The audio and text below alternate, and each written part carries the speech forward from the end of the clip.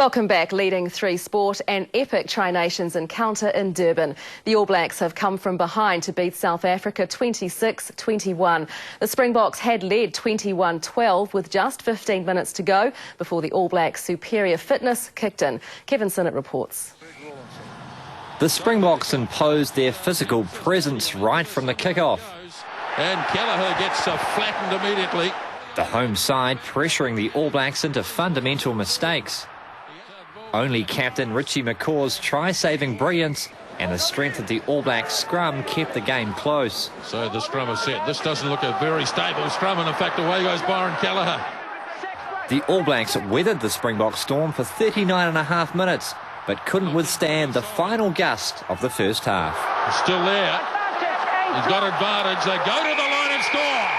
Trailing 11-6 at the break, Aaron Major borrowed a move from the Springbok playbook to narrow the lead. And it is down the middle. But the Canterbury veteran then made a major mistake. Oh, he threw the pass off. And now Butch James. They won't stop him. James's try sparked the All Blacks into life, with Graham Henry's much criticised conditioning program paying dividends.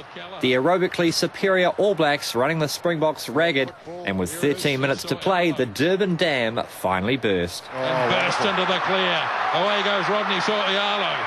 Still going. What a run. Now can he link up? He got it away to Collins. Richie McCaw finishing off Rodney Soialo's brilliant break. Next man off the ring. Richie McCaw. The South Africans were out on their feet.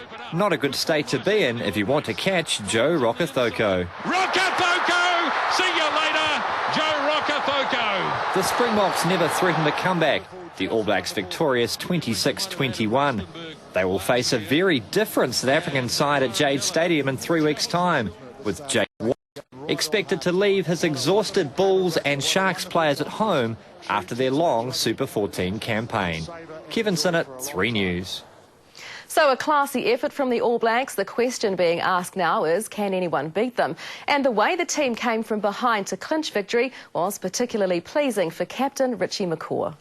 We deserved to get where we got because the boys really dug deep, but sometimes when you're behind, you can easy to try and play catch-up rugby, and it's hard to when a team gets their tails up, to claw them back. When you play against the All Blacks, you're 21-12 up, you'd like to believe that you can maybe close the game down. So yeah, I'm really disappointed. We wanted to not allow the Boks to get field position and put the pressure on and slow the game down. So quick throws, counter attacks, those sort of things are what we were after to try and get things going. Credit to them. They're a really good side. They rated #1 in the world, and they showed. The depth they got off the bench the last 20 minutes just lifted the tempo of the game.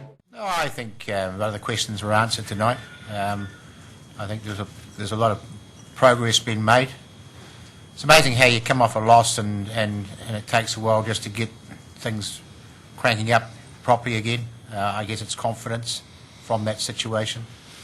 And once we got into the rhythm and we kept the ball and were patient, we got a lot better. But if you look at the first half, I think we had 3 set pieces to work from, which is difficult to create a game from. In the second half, we had a lot more set pieces to create a platform from. So if you look through the stats of the game, you'll see the reason why we perhaps didn't get as much ball and put as much pressure on the first half as we did in the second. We've got a game where we're trying to play a pretty positive style of rugby, and it's worked for us for 4 years, and we don't want to give that away. We just got to get more accurate at it, and maybe the ball carrier needs to sight the ball support player a little bit better before he tosses that pass. So, no, I think the attitude's right, and the desire's right, and what we're trying to do is right. We just got to get more accurate at it. So I think we played most of the rugby. Looked like scoring most of the tries, I would have thought, and probably got a bit frustrated that we didn't score earlier, and that probably led to a wee bit more impatience and lack of discipline early. So, no, I think there was a fair reflection. Maybe we could have scored another couple, but I think it's a good step forward. I think in the first half we had our opportunities again. We made a lot of line breaks. We had our chance to build pressure, and it was just at vital times we'd either a pass and go to hand, or we give away a penalty or just little mistakes that let them off the hook. And I think that was frustrating because it felt like, as Graham said, we were playing a lot of the rugby and we didn't really get the reward for it. So I guess that was a little bit frustrating, but you know, it's much better to be creating chances and, you know, perhaps not finishing the other way around. So you know, as I said, you know, the second half we realised that if we kept playing and kept the tempo of the game up, you know, chances would come, and that's sort of what happened. Yeah, I was pretty happy. As Graham said, there weren't a lot of set-piece platforms in the first half.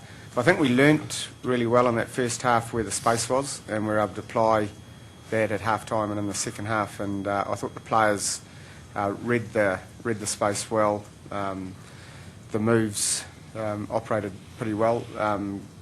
Graham again alluded to the fact that there were errors in the offload, but there were 26 line breaks, I think, to about 4. That's my count. That might change when I watch the video, but that's significant. And when we're really on our game, we nail those. You know, we score off those. So it's not far away. Oh, there's certainly times that we want to play with quick ball. I think all teams do, and you know, when you haven't got the ball, you try and slow it down best you can. I think, you know, if you aren't getting quick ball and perhaps teams are able to slow it down, you look at not so much what they're doing, but how we can stop it. And the ways of doing that is perhaps stay on your feet a bit longer and getting our support players a bit more accurate in terms of that, and it makes it obvious for the referee then if they are slowing it down. It was the All Black replacements who starred at Jade Stadium. Brendan Leonard and Nick Evans both scoring tries off the bench, while Joe Rokothoko, who wasn't even supposed to play, pulled off the pass of the match. Sean Summerfield reports. Doug Howlett flicks the pass to Rokothoko. Here's a chance. After more than an hour of fumbling around in the dark, it took last-minute replacement Joe Rokothoko and reserve Brendan Leonard to light up Jade Stadium. It's good to get out there and try and show my hand as much as possible and try and prove to people that I belong in the jersey, and I guess prove to myself that I also belong in the jerseys. Leonard's bullet pass seemed to gee up a backline that had struggled for meaningful progress. Lax passing and a total of 20 handling errors, the stuff of a pre-season match. Maybe the ball carrier needs to sight the ball support player a little bit better before he tosses that pass. There was little to fault about the All Black forward effort, the scrum totally dominant, but for little reward. 2 Dan Carter penalties for a 6-3 half-time lead. The All Blacks threatened early in the second spell, but still couldn't close the deal. Howlett coming quickly, tried to get it back in field, couldn't do so. When we're really on our game, we nail those. You know, we score off those, so it's not far away. Derek Hugard's match leveller provided the reality check. Leonard's try followed up by a trademark black surge, finished off by another reserve, Nick Evans. Nick Evans, showing just what a good player he is. The match finished aptly, a freakishly lucky try for Dan Carter. And Dan Carter's off. So Carter will wrap it up. The 33-6 scoreline far too flattering. A messy effort swept under the rug with 3 late tries. Sean Summerfield, 3 News.